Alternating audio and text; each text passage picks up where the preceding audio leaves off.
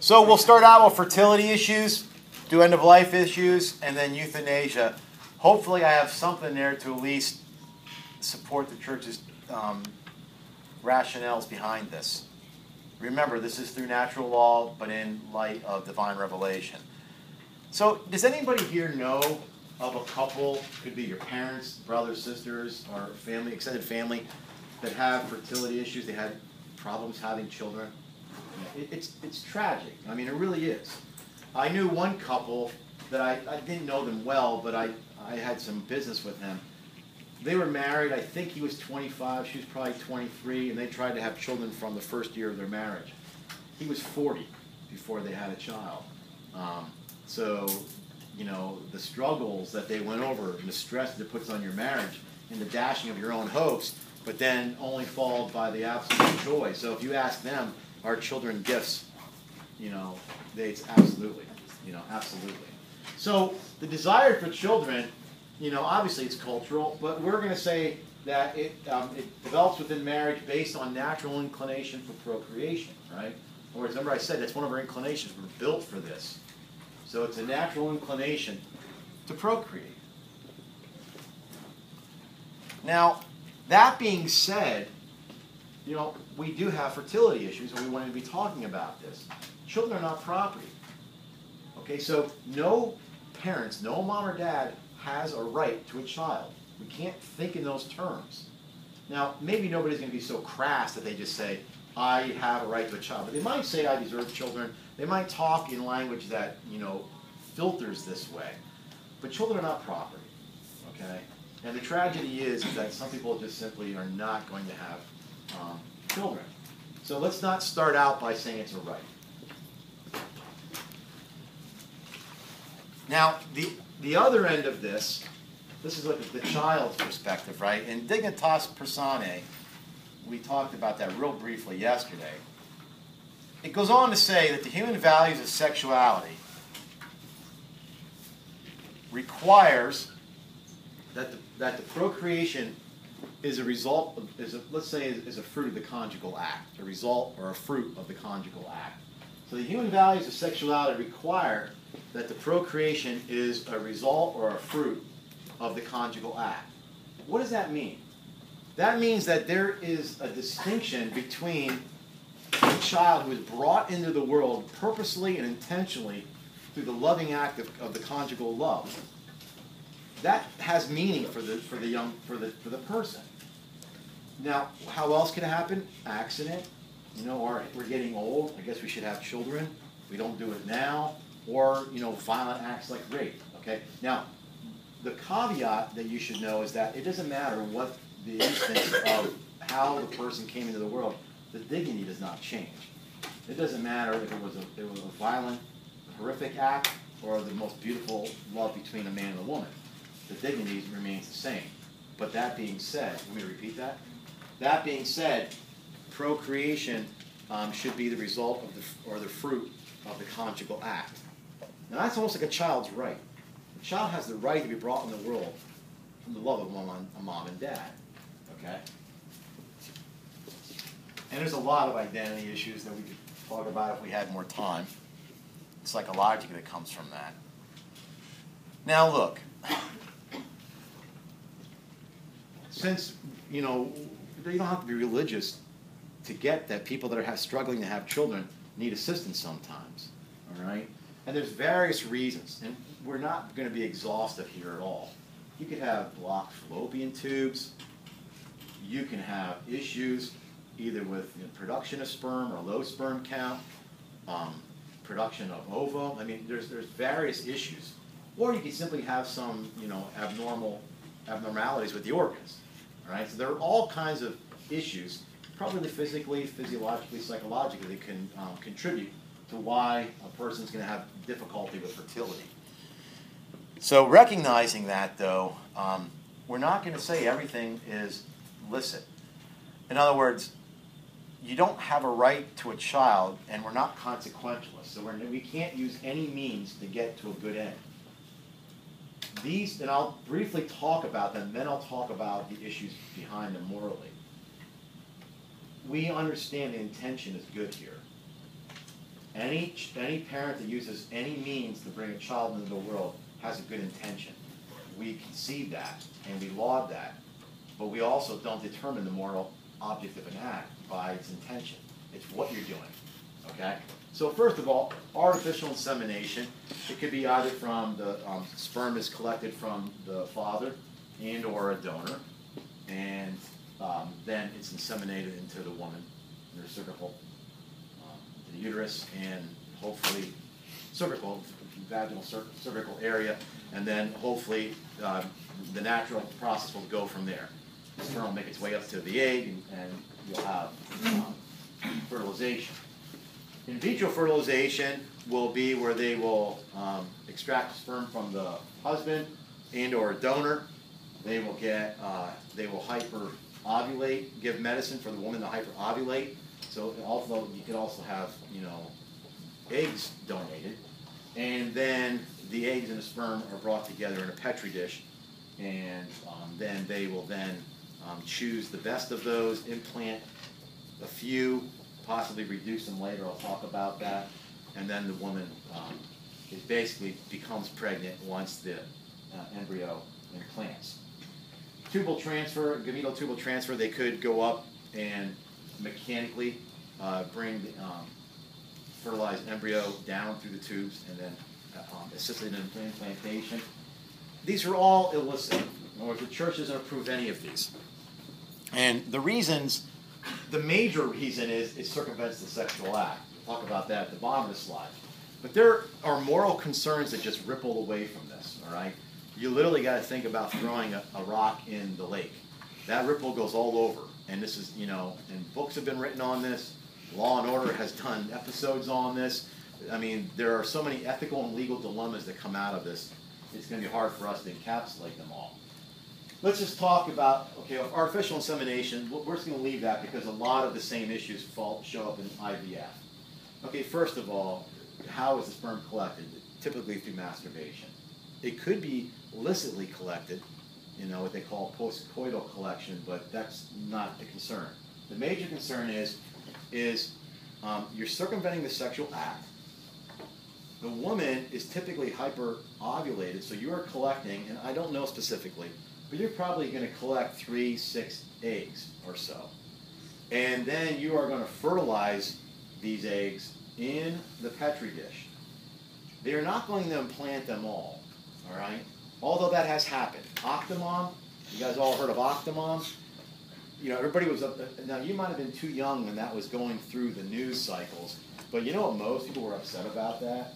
Is that who's going to take care of these kids? Okay, well, I get that's a concern. But the Catholic Church stepped in and said, no, listen, first of all, what she did was wrong, was IVF. But she wanted them all implanted because she couldn't conceive not having them all her children. She called them her children. And they all took. Okay? So the church finds this immoral? Absolutely. Yeah. But wouldn't parents that are willing to spend all this money and time and energy on trying to conceive a child, even if they can't do it naturally, wouldn't you say that? Situation ethics would. Okay. So would consequentialism, proportionalism. So it's just the immoral part that it's an unnatural childbirth? It's immoral because of all these things. Okay, first of all, you're circumventing the sexual act. That's the primary one. But now, let me say something. And get this. Here's how it normally works.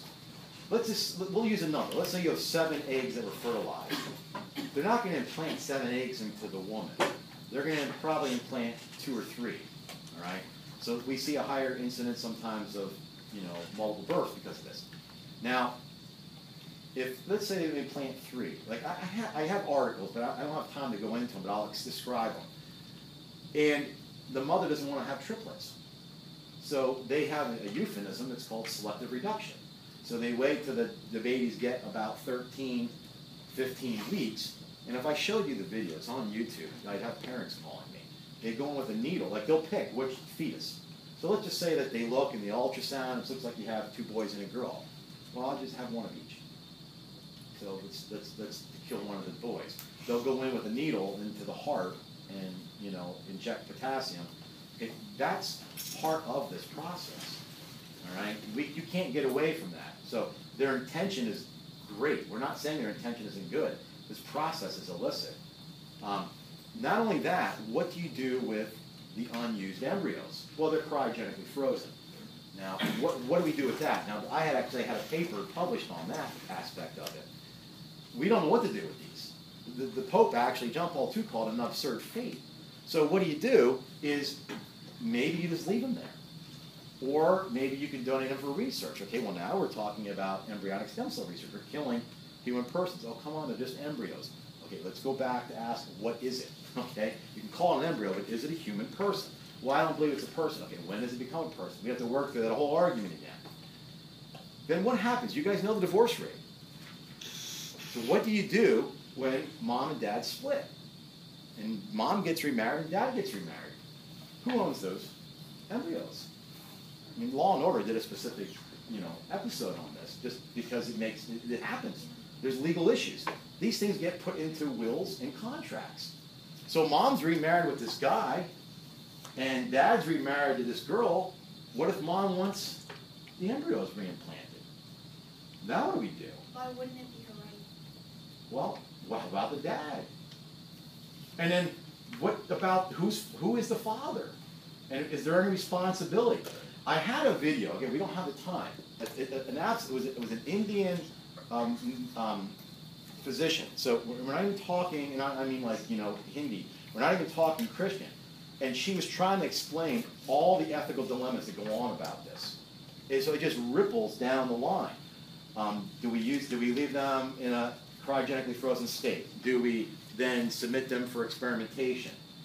Do they belong? Now we're talking property. Not just that, you can also get sperm from a sperm bank. You could choose the quality and characteristics of your children. I mean, we're calling this designer children. I know that's like a coined term, but it is the reality, okay?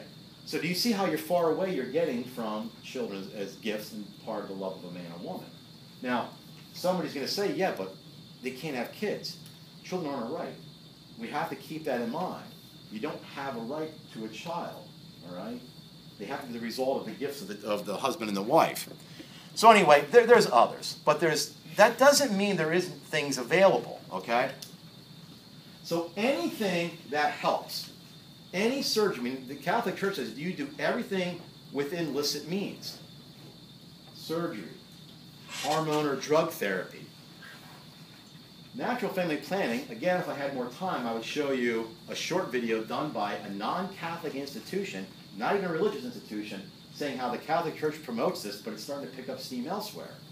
In other words, if you have issues with fertility and you went to a fertility clinic, they're not going to say, well, okay, we'll send you for an appointment and we'll do IVF. They're going to say, we need to find out what's going on.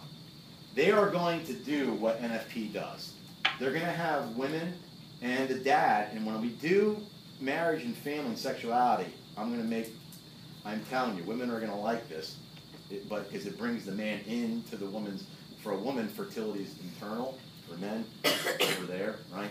So a woman, by measuring certain basal temperatures, various physical characteristics, you can determine exactly when you're ovulating. So what the fertility clinic was saying, we need to do that. So to increase your chances, let's have conjugal intercourse during their first fertile periods, right? Which is probably like 10 to 14 days or so after menstruation. Prior to menstruation, okay? So anyway, there are illicit ways to do it. But the reality in our fallen world is not every couple is going to have a child because they want one. And because they want one and desire one is not a right then. Those artificial wombs that you see, they call them, decanters. It's in all likelihood, it's not a science fiction remark to say in your lifetime you'll see artificial wombs. We've come from 1978, the first test tube, as they called it, child. It won't be probably another 20 or 30 years. So, we talk in terms now as the woman's body, and she doesn't need the man. Which on some level, I don't know why more men aren't making the case that that's offensive. Right? So if somebody were to say, well, we don't need a man to have a child anymore. Really? At some point, I'm sorry, you do. Okay? We don't have artificial semen. So you do. So could you imagine if it was reversed? Like, let's say instead of having those technologies come first, that somebody would have developed an artificial womb first. You know, would a woman be offended by saying, we don't need you?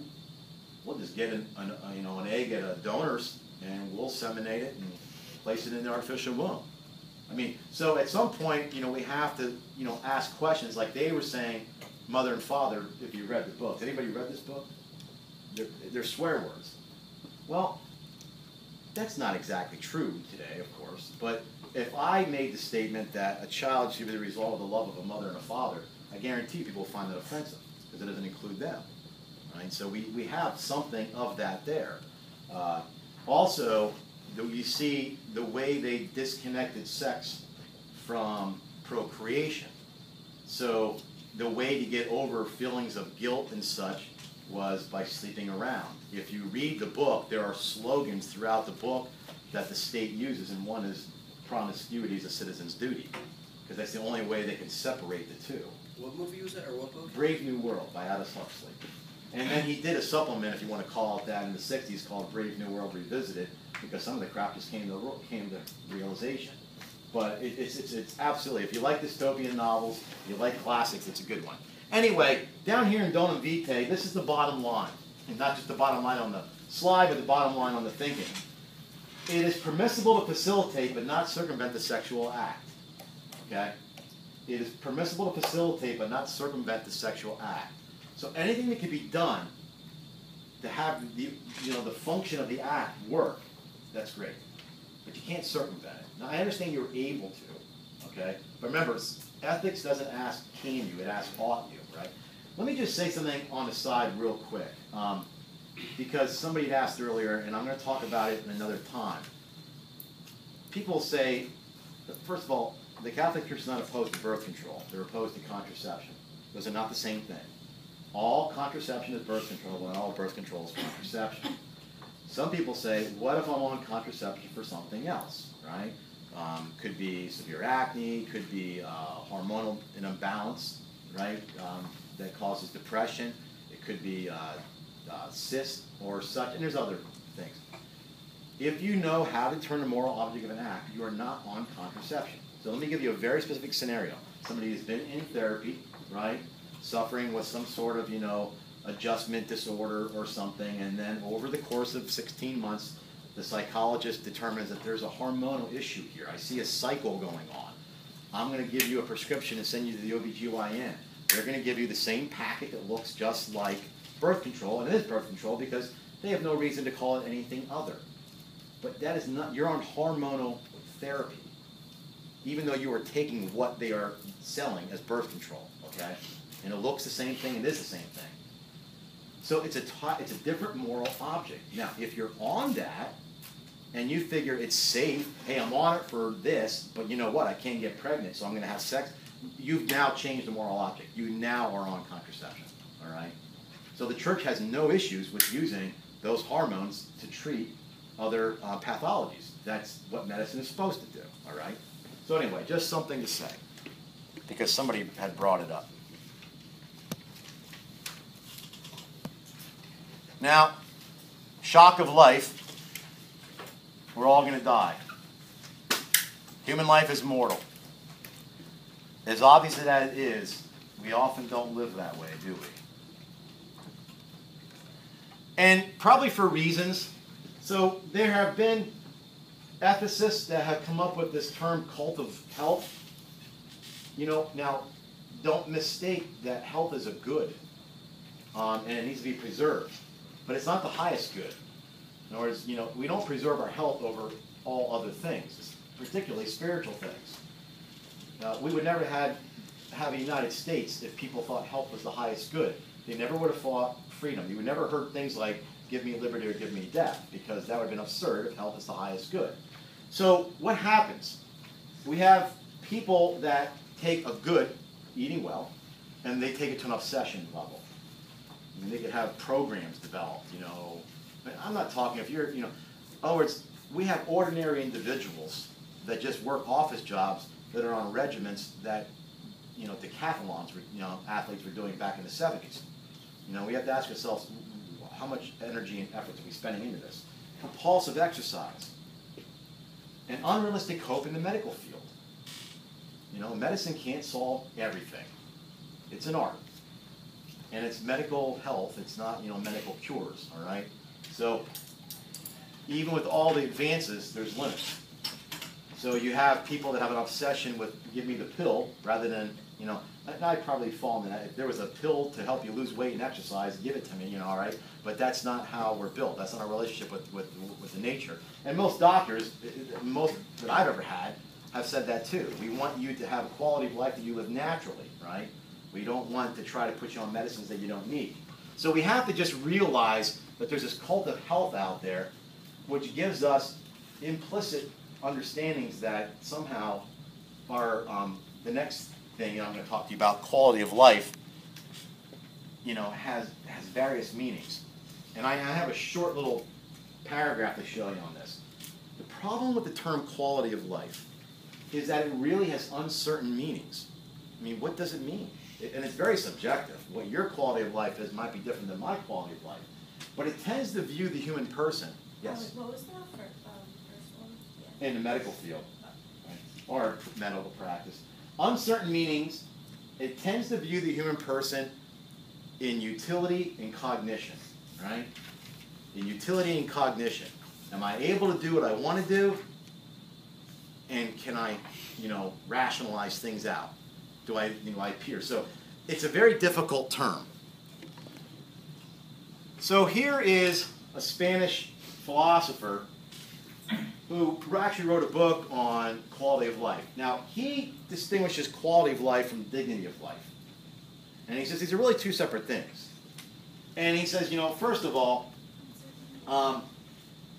it's become an instrument to deprive dignity of its meaning. Whereas we have a hard time talking about the dignity of the human person, we only think of dignity in terms of utility and cognition, how productive they are. We're worried about the environment. So, in other words, we live in a hedonistic society, it says, and we really look about our own capacity for enjoyment. Because hedonism is a pleasure, you know, orientation. So how much pleasure is life giving me? We start to look in those terms. This stuff might be subtle, but it all plays into it, right? So we have uncertain levels of quality of human life that's not worth living. So, you know, if you wonder, like we talked yesterday about Terry Schiavo, well, I wouldn't want to be like that. All right. But I think what you have to work out and sink in for yourselves is, where is the limit for you? Would it be if you lost mobility? Some people would think being in a wheelchair the rest of your life. I don't want to be like that.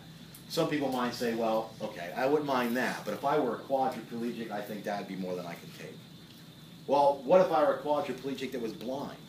I mean, you know, you're going to keep going down and figure out where exactly do you fit on that. And you're going to see that it's a very vague term. And it's a term entirely different from dignity of life, right? So we'll have to leave it there, but nonetheless.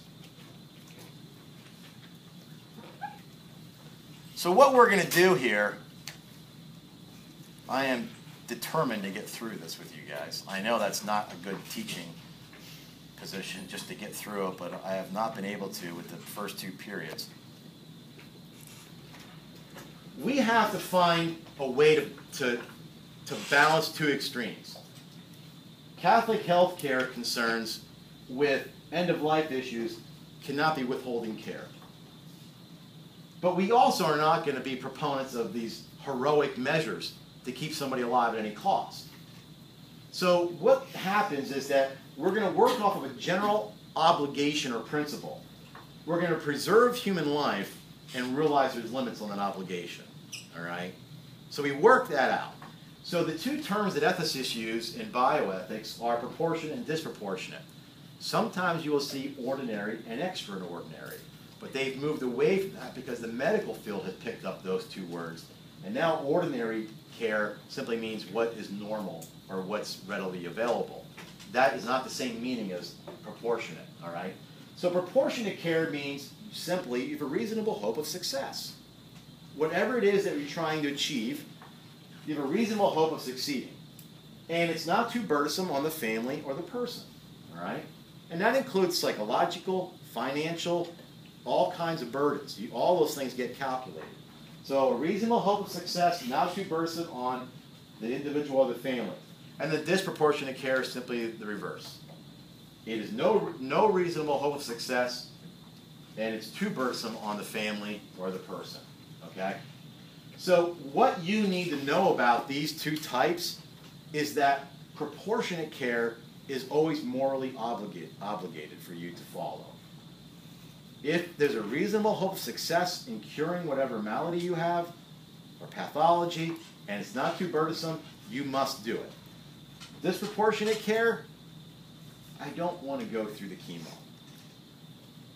The chances aren't the best. I'd rather live the rest of my life without worrying about being sick. You can do that. Or you don't have the money. I mean, not everybody has the money to get the care they need. You know, not everybody can run up to the top cancer center in, you know, the United States. Some people don't have access to that. You aren't morally obligated to refuse disproportionate care, right? You are not. You're not morally obligated. You know, wait, you're not morally obligated to accept disproportionate care. You could refuse it, okay? But we don't have to refuse it. You don't have to. Well, but you could, though. I mean, don't slide into this. I mean, the heroic measures, you know, if you're using, you know, disproportionate amount of funds and energy, you know, again, why would the church say that? Well, for one, you don't need to. And the only people that are going to have access to that is the rich and powerful. I mean, they're the only ones. The people that don't have the money for that level of cancer treatment, it's not going to be an option for them. So, I mean, it's not obligatory. I didn't say that right. But anyway, so the last part of this is food and water. Okay, our ANHs, artificial nutrition and hydration, they are never to be considered medicine nor withdrawn. Food and water are not medicine. Okay? That's the basic right of any human person. You have access to food and water, even if it's artificially delivered. And that's in the case of Terry Schiavo, right? She wasn't on any support. She was simply had feeding tubes and IV, and those were withdrawn, and she starved to death over the course of 6 or 7 days. Now, there's a caveat to this. Okay, this is not an absolute. Because if anybody here has been with anybody in their last 3 or 4 days, you stop eating, okay? It gets to the point where this isn't going to do anything. You could withdraw it, as long as you don't hasten death, all right? It also could be that the person, for whatever reason, can't physiologically process it. If that's determined, well, you're not doing anything. Or, you know, these things have to be, you know, surgically inserted. Infections can arise. So if you get to the point where you're having a hard time controlling the infections, and this is going to cause more grief on this person you're just delaying the inevitable, you can remove it, okay? But if all those other things are not the case under normal circumstances, it's unethical to remove ANH, okay? I know this is going fast, but I still think it's, like I said, it's better than a page in your textbook. Okay. Now, with euthanasia, I'll let you write the definition down. I'm hoping that you guys have at least learned that everything starts with the definition. So if you're having a discussion years ahead and somebody says, I'm for euthanasia, I'm against euthanasia, ask them what they mean. It's not always the same thing, all right? I mean, the word itself has to do with, like, you know, mercy killing. You often hear it said. Even the etymology of plays into that. But it's an action or omission which of itself or by intention causes death. And the last part of that is in order to alleviate suffering. Okay? So the intention here, absolutely good. If you want to alleviate suffering, how's that a bad thing? So we're not arguing the intention. Remember, the moral object is how we primarily determine an act, not by its intention. That stuff falls into, well, we can talk about situational ethics or deontology. Deontology wouldn't fall into this. They wouldn't probably do it. It depends on where they see their duty. But anyway, so there are various things. Let's walk through this. You can have voluntary euthanasia. If you voluntarily kill yourself, what do we call that? Suicide. So that's what voluntary euthanasia is. If it's involuntary, what do we call that? Like it's somebody doing it to you. Murder. If it's active, we're talking the person themselves are taking the pills, typically, right? Or injecting themselves, if that may be. Sometimes they make, like, like they have like things rigged up so the IV, everything's there, and the person simply has to open up the line. Or passive, that's where, you know, somebody's withdrawing treatment, like a doctor is withdrawing treatment on the individual, all right? So we are going to understand a distinction.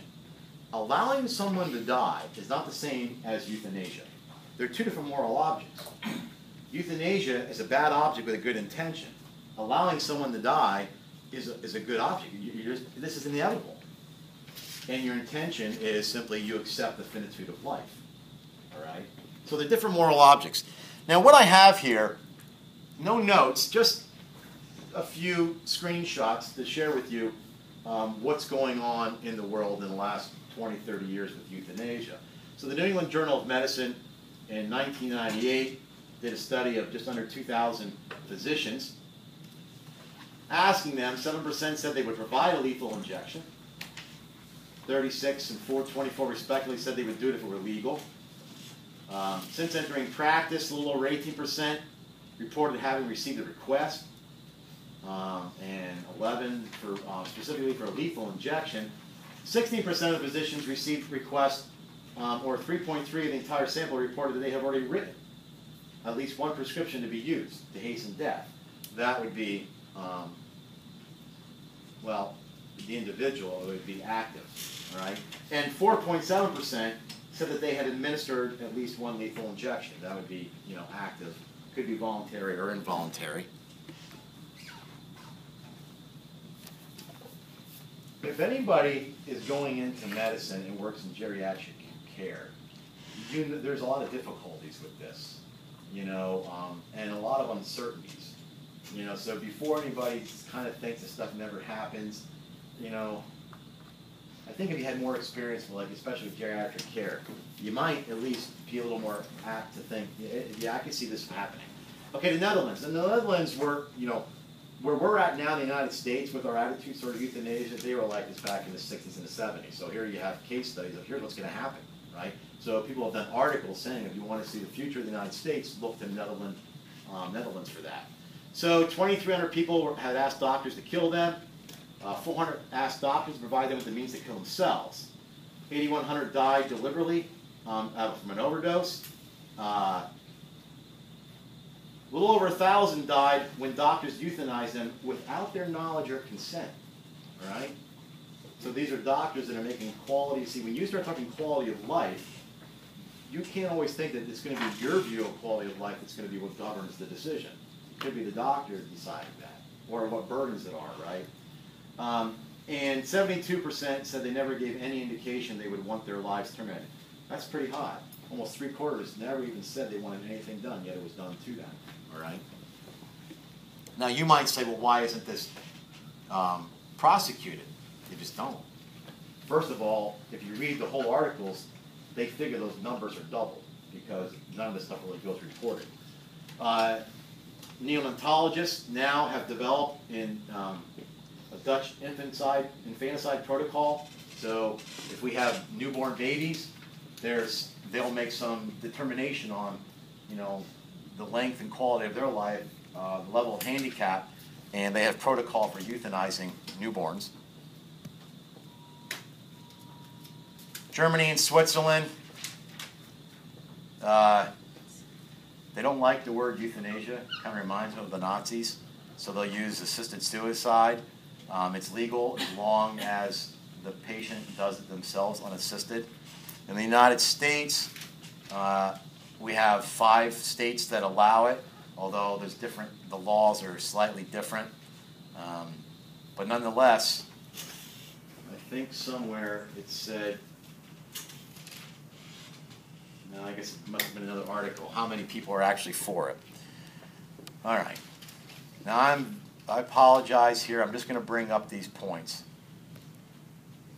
This way, at least, I won't quiz you guys on anything I don't say. But you're allowed to use therapy that may shorten a person's life, as long as your goal isn't to hasten it. I mean, consider giving somebody palliative care, and the drugs you're using might reduce their lifespan while they're in hospice. Well, that's okay. That's not your intention, and it might be the best thing for the individual to do. Yes? Wouldn't that still hasten death? No, as long as, it'd be a double effect. You realize that's what it's going to do. The person is in pain. You're trying to alleviate the pain. You realize while you're doing that, that might shorten the time that they're alive, but that's not your intention, nor is it the object there. In other words, the person probably would, you have to treat the pain. I mean, that's what it always comes down to. Living wills, the reason why they're not satisfactory is because they have to be, by nature, general, and you can't foresee every circumstance. You just can't. If you make a living will and you're 25, God, what are you going to do? I know even if you update it, but you can never keep up. And what are you going to do? Like, be like a medical geek? Keep up on every last treatment that's available? So what the church says is use advanced directives, but in with a proxy. So have some healthcare proxy that can help the hospital interpret this is what they meant, okay? So what we do is, at some point, I started out this thing by saying we're all going to die. We have to accept that. But for the secular world, that's the ultimate evil. If you research the history of the opposition to the death penalty, it comes from atheists in the 1800s, because that's the ultimate evil. What's worse than dying? For Christians, this is a mystery, but it's also entering into the next world.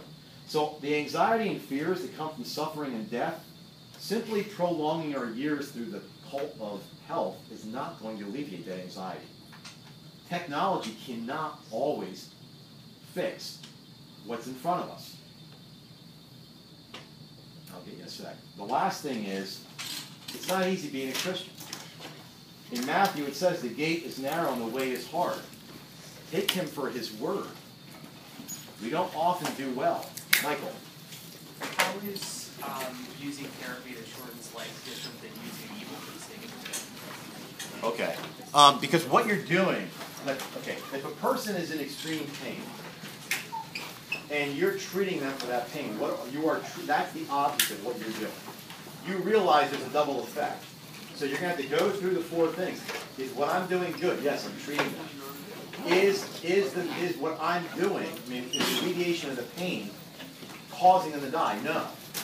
But the act that I'm doing, does it have that effect? Yes. Is it proportionate? You have to weigh it out and say, well, I think it is.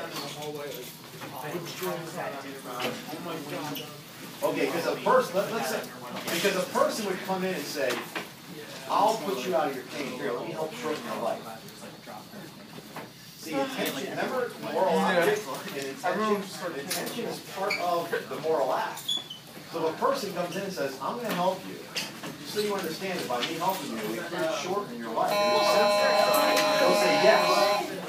If a person comes in and says, look, I'm just going to shorten your life so it's over with. That's two different intentions. I know that sounds like semantics. I'm sure that's what you're probably thinking. But It's not even, I understand the